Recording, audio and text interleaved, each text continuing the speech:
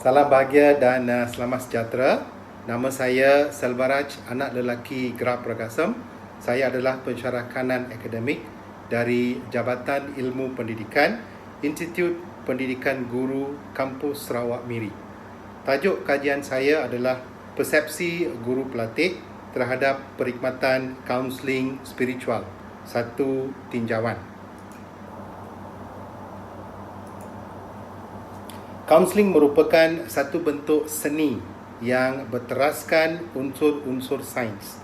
Ia membawa pembaharuan dalam kehidupan seseorang yang meliputi perubahan dalam pemikiran, emosi dan tingkah laku.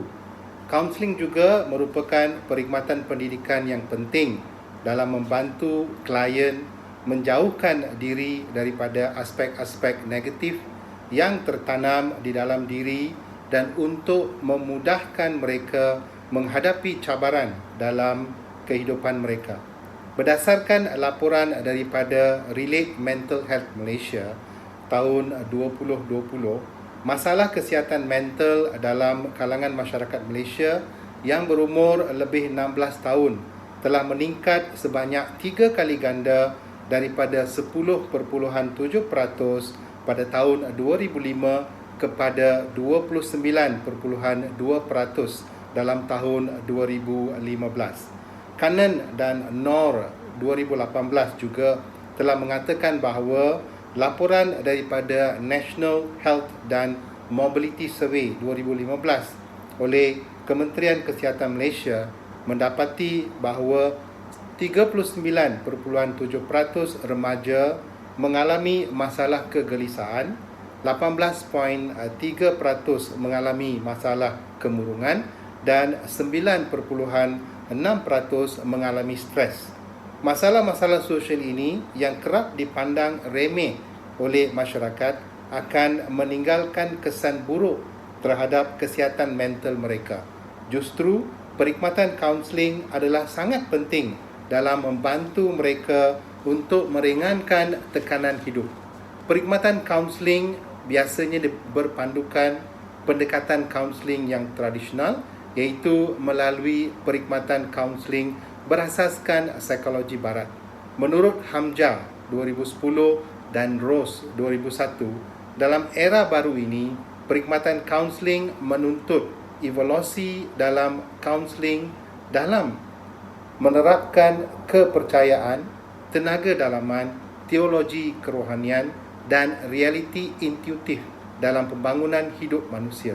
Pendekatan ini dinamakan sebagai kaunseling spiritual.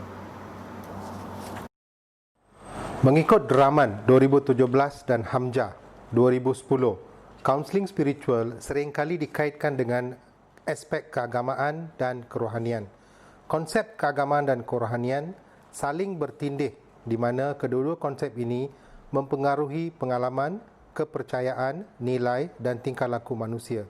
Walsh pada tahun 1998 telah menguraikan maksud kerohanian, iaitu sistem kepercayaan teratur yang merangkumi perkongsian dan penerapan nilai-nilai moral, kepercayaan kepada Tuhan dan penglibatan komuniti agama. Warrington pada tahun 2011 pula mendefinisikan keagamaan sebagai kepatuhan kepada amalan yang dikaitkan dengan tradisi di mana terdapat persetujuan menyeluruh mengenai perkara yang dipercayai dan diamalkan. Parlimen pada tahun 1999 telah membezakan kedua-dua unsur ini secara eksplisit di mana kerohanian bermaksud pencarian yang suci, manakala keagamaan bermaksud penerokaan tentang kepentingan amalan nilai yang suci. Penerapan elemen keagamaan dan kerohanian dalam perkhidmatan kaunseling adalah penting kerana dapat menangani masalah mengikut keperluan moden dan dapat memberikan idea penyelesaian yang lebih tepat. POST pada tahun 2014 juga telah menerangkan bahawa kaunseling kelompok yang berorientasikan kaunseling spiritual dapat memberi peluang untuk perkembangan agama dan rohani dengan mendedahkan klien kepada pandangan spiritual yang berbeza serta dapat merapatkan persefahaman dan hubungan antara satu sama lain. Ahmad pada tahun 2005 pula mengatakan bahawa Pendekatan kaunseling yang berpandukan nilai-nilai agama Islam telah pun diteroka, di mana rujukan kepada Al-Quran dan Al-Sunnah digunakan untuk membimbing dan memberikan petunjuk kepada manusia. Oleh itu, kajian-kajian lepas telah mendorong saya untuk memperluaskan penggunaan pendekatan kaunseling daripada pendekatan kaunseling barat yang bersifat non-spiritual kepada perkembangan dari segi penggunaan aspek keagamaan dan kerohanian mengikut nilai hidup dan pegangan nilai agama masyarakat Malaysia dengan menggunakan istilah kaunseling spiritual. UMSC 2017 dan The Star 2019 telah melaporkan bahawa masalah kesihatan mental akan menjadi masalah kesihatan kedua terbesar selepas masalah penyakit jantung dalam kalangan masyarakat di Malaysia menjelang tahun 2020. Statistik menunjukkan bahawa dalam satu tinjauan yang dijalankan oleh Institut Kesihatan Umum 2018 menunjukkan jumlah kes bunuh diri dalam kalangan remaja telah meningkat daripada 7.9% pada tahun 2012 kepada 10% pada tahun 2017. Laporan ini turut menunjukkan bahawa kes ponting sekolah dalam kalangan remaja di Malaysia adalah sebanyak 32.6% dalam kalangan lelaki dan 27.6% dalam kalangan perempuan pada tahun 2017. Selain itu, tinjauan tersebut juga mempamerkan bahawa tingkah laku langkau makan ataupun meal skipping dalam kalangan remaja yang tidak makan malam turut melambung, iaitu daripada 53% pada tahun 2012 kepada 56% pada tahun 2017. Statistik tersebut turut menunjukkan bahawa jumlah remaja yang mengalami kemurungan, kegelisahan dan stres adalah amat tinggi. Masalah yang telah dibincangkan ini merupakan masalah sosial utama yang dihadapi oleh masyarakat di Malaysia sejak kebelakangan ini, dan perkara ini sungguh mengecewakan kerana kadarnya meningkat dari tahun ke tahun. Maka keperluan perkhidmatan kaunseling yang eksplisit harus dititipberatkan untuk menangani masalah tersebut. Kaunseling ala barat yang kini dipraktikkan di Malaysia secara meluas adalah berteraskan psikoterapi barat. Penggunaan psikoterapi barat dikatakan tidak sesuai untuk masyarakat timur, terutamanya komuniti silang budaya. Mengikut Dewey dan Sickle pada tahun 1996, kaedah psikoterapi barat menekankan aspek individualisme kerana pandangannya berunsur membina integrasi diri dan kesempurnaan kendiri dan bukannya membina identiti sosial secara kolektif. Ini adalah bertentangan dengan norma dan budaya yang diamalkan di Malaysia.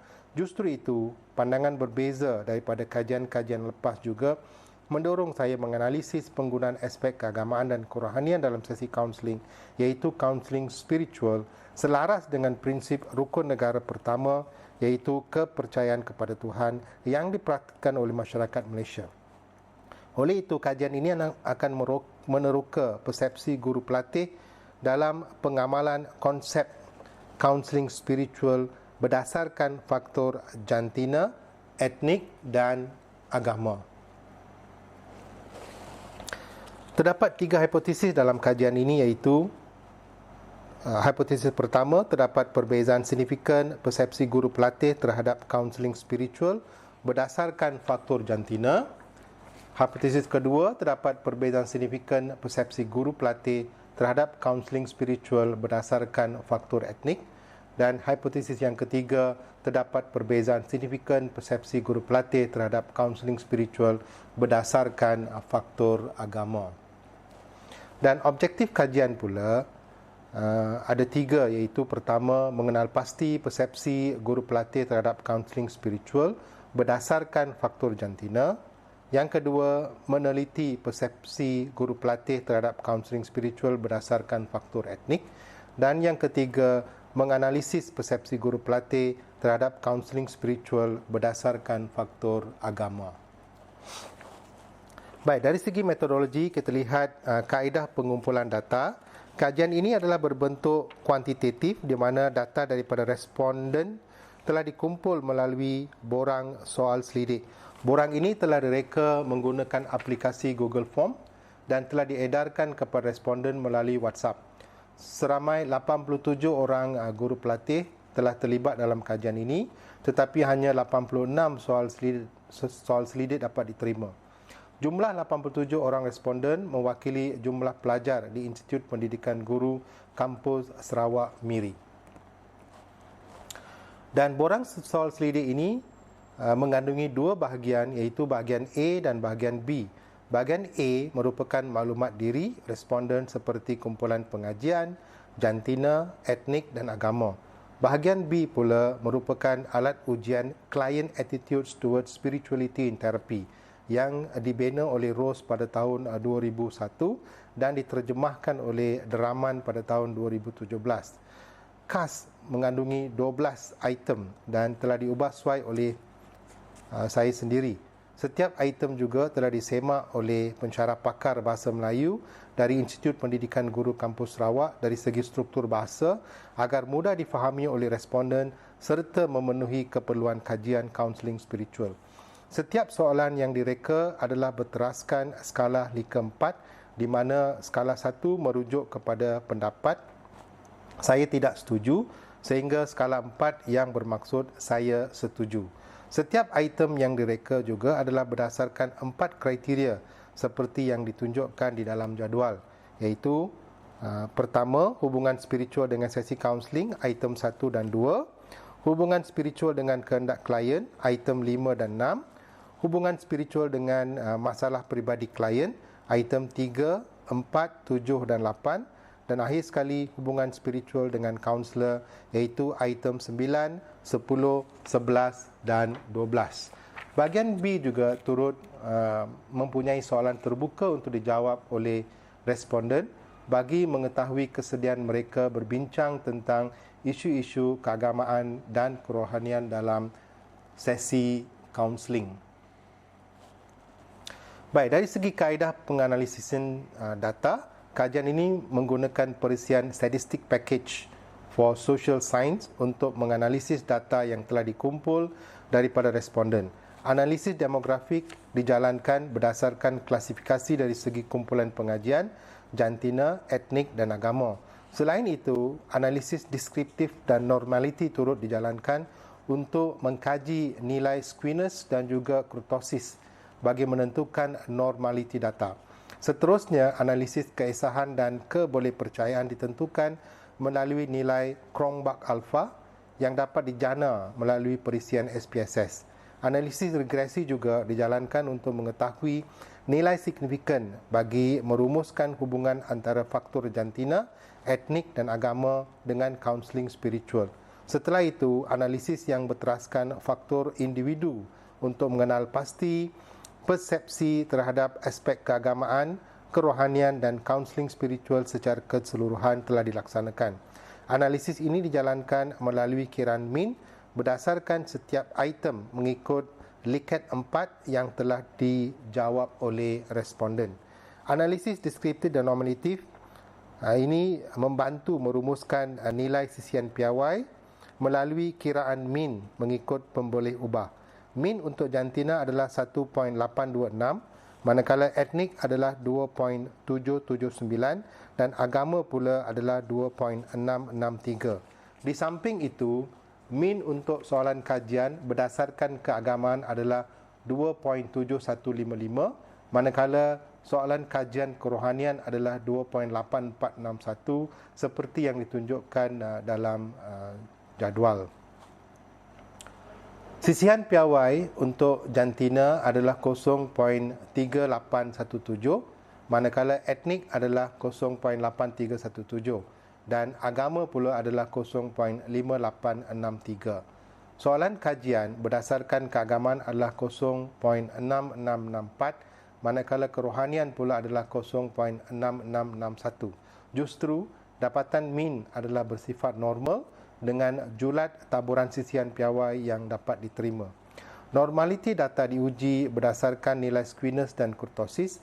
Berdasarkan respons keseluruhan, data dalam kajian ini menunjukkan taburan yang normal. Semua data dalam squeamish adalah berada dalam taburan negatif 2 dan 2 dengan majoriti taburan yang terkumpul dalam lingkungan kategori yang diterima iaitu antara negatif 1 dan 1.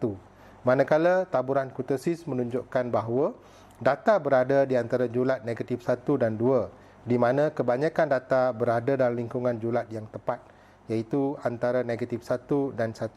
Terdapat sedikit perbezaan dalam data daripada nilai lingkungan yang tepat kerana kemungkinan berlakunya kesilapan daripada responden semasa menjawab soalan. Dan analisis keesahan dan kebolehan, iaitu berdasarkan kelompok alfa, menunjukkan bahawa setiap item seharusnya mempunyai nilai lebih daripada 0.7. Ini bermaksud data dalam kajian akan mempunyai ketekalan yang tinggi.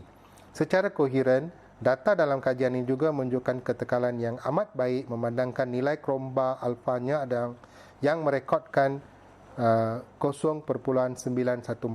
Justru hubungan antara item-item adalah kuat.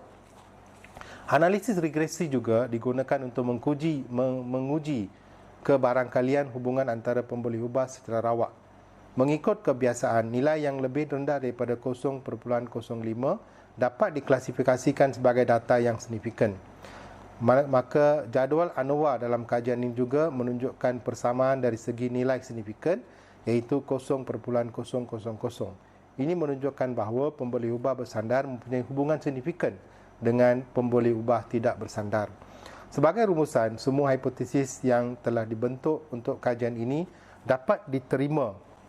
Faktor jantina dan etnik serta agama mempunyai hubungan signifikan dan boleh mempengaruhi aspek keagamaan dan kerohanian dalam kaunseling spiritual.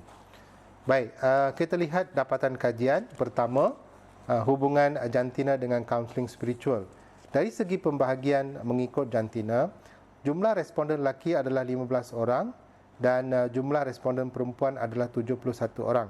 Jumlah responden perempuan adalah 4 kali ganda lebih ramai daripada lelaki. Pengiraan min di atas menunjukkan bahawa perempuan menunjukkan persepsi yang tinggi terhadap keperluan perkhidmatan kaunseling spiritual, iaitu sebanyak 3 kali ganda lebih tinggi daripada persepsi lelaki. Responden perempuan telah memberikan maklum balas bahawa kebanyakan mereka percaya bahawa sesi kaunseling yang melibatkan penekanan agama dan rohani dapat membantu dalam pembentukan perwatakan diri bagi mengukuhkan nilai moral. Sebaliknya, lelaki pula tidak begitu yakin terhadap perkhidmatan kaunseling spiritual, di mana mereka mempunyai kepercayaan yang sederhana sahaja. Kaum lelaki pula berpendapat bahawa kepercayaan agama merupakan kehendak individu yang berbeza dan kaunselor yang menjalankan perkhidmatan kaunseling spiritual tidak dapat memberi nasihat yang tepat. Sekumpulan lelaki juga telah menjelaskan bahawa mereka tidak begitu selesa dan enggan berkongsi masalah peribadi mereka dengan kaunselor sekiranya ada unsur keagamaan dan kerohanian. Justru, pandangan kaum lelaki dan perempuan terhadap perkhidmatan kaunseling spiritual adalah berbeza. Dapatan kajian ini juga bertentangan dengan hasil kajian deraman yang menyatakan bahawa kaum lelaki dan perempuan menerima konsep kaunseling spiritual secara saksama. Seterusnya, hubungan etnik dengan kaunseling spiritual. Dalam kajian ini terdapat 4 etnik yang memberi respons, iaitu etnik Melayu, Iban, Penan dan Cina. Jumlah etnik yang terbesar adalah etnik Cina, iaitu sebanyak 32 orang, dan jumlah etnik terkecil adalah etnik Melayu yang hanya 3 orang sahaja. Dari segi pembahagian etnik, kajian ini menunjukkan bahawa etnik Cina mempunyai tahap penerimaan perkhidmatan kaunseling spiritual yang paling tinggi. Ini diikuti oleh etnik Penan, Iban dan Melayu. Kajian soal selidik mendedahkan bahawa kaum Cina mempunyai minat dan rasa ingin tahu untuk mempelajari dan merasai sesi kaunseling yang berbentuk kerohanian. Mereka lebih berfikiran terbuka dan sedia mencuba kaedah baru untuk meluaskan pengetahuan. Majoriti responden dari etnik Penan pula berpendapat bahawa kaunseling spiritual dapat memberikan pengukuhan kepribadian, di mana rujukan yang diberikan berlandaskan pegangan agama masing-masing dapat mengukuhkan keimanan dan ketabahan diri. Namun, ada juga segelintir etnik Penan yang mengatakan bahawa mereka lebih selesa menjalani sesi kaunseling yang merangkumi aspek kerohanian ini bersama ahli keluarga, kawan-kawan dan ahli gereja. Etnik Iban pula tidak bersetuju dengan konsep kaunseling spiritual ini. Mereka berpendapat bahawa persefahaman agama yang berbeza akan menimbulkan salah faham antara kaunselor dengan klien. Jadi, mereka menganggap bahawa kaunseling spiritual ini amat sensitif dan boleh membawa kekeliruan. Pada masa yang sama, kajian ini turut menekankan bahawa etnik Melayu sangat tidak setuju dengan perkhidmatan kaunseling spiritual. Mereka menitik beratkan konsep privasi di mana mereka tidak berminat untuk membincangkan aspek keagamaan dan kerohanian dalam sesi kaunseling secara terbuka. Justru, kajian ini menunjukkan bahawa hubungan etnik dengan kaunseling spiritual adalah signifikan, namun terdapat perbezaan persepsi antara etnik yang berlainan. Dapatan kajian untuk faktor ini adalah selari dengan deraman iaitu pada tahun 2017.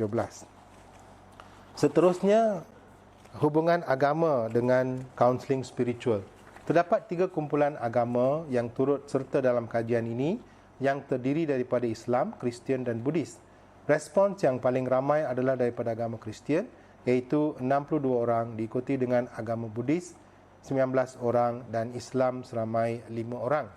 Klasifikasi dari 3 agama pula menunjukkan bahawa agama Buddhis amat mengalu-ngalukan perkhidmatan kaunseling spiritual.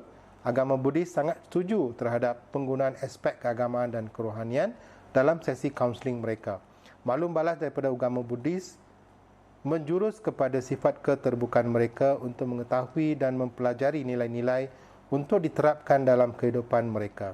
Di samping itu, agama Kristian pula mempunyai persepsi yang neutral terhadap penggunaan kaunseling spiritual. Segelintir daripada mereka mengatakan bahawa aspek kerohanian dapat memupuk sifat-sifat positif di mana kepercayaan terhadap ajaran agama masing-masing haruslah kukuh. Namun, ada juga pelajar etnik Kristian yang berpendapat bahawa mereka tidak selesa untuk berkongsi tentang agama mereka bersama orang lain. Selain daripada ahli gereja masing-masing, ada juga yang bimbang bahawa perbincangan bersama kaunselor yang tidak seagama dengan mereka boleh menimbulkan perselisihan faham. Selain itu, responden agama Islam pula sangat tidak bersetuju dengan konsep kaunseling spiritual. Ini adalah kerana mereka berpendapat bahawa penggunaan konsep kerohanian ini amat sensitif dan kurang sesuai untuk dibincangkan secara terbuka.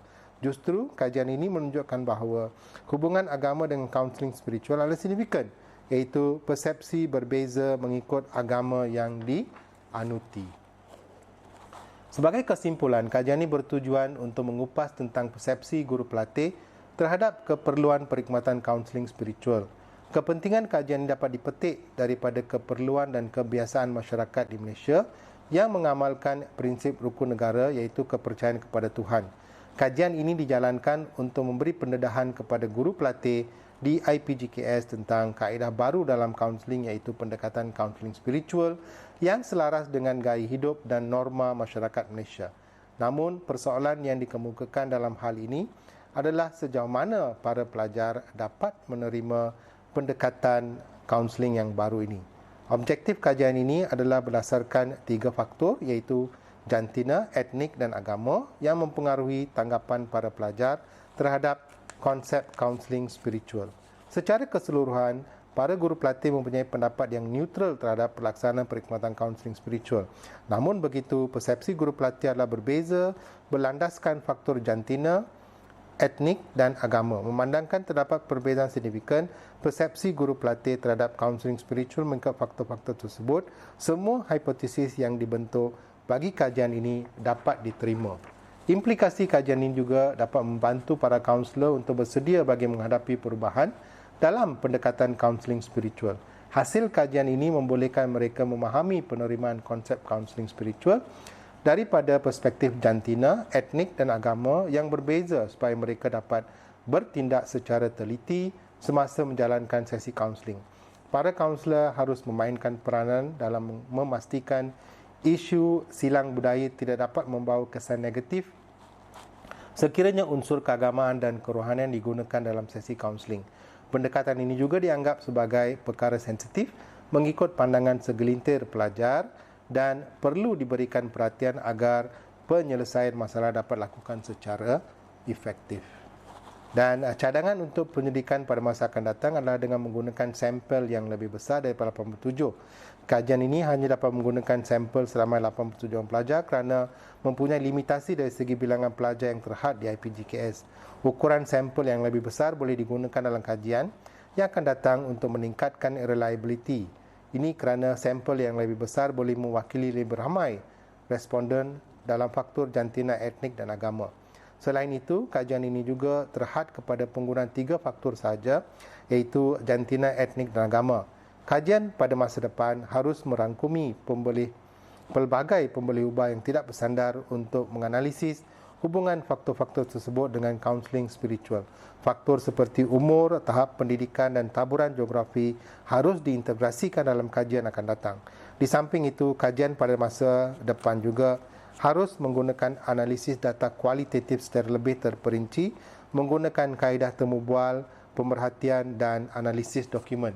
Ini membolehkan para pendidik memahami konsep kajian secara mendalam dengan mengambil kira tingkah laku, pengalaman dan perasaan responden terhadap kaunseling spiritual. Ini adalah rujukan-rujukan yang telah dilakukan. Sekian, terima kasih.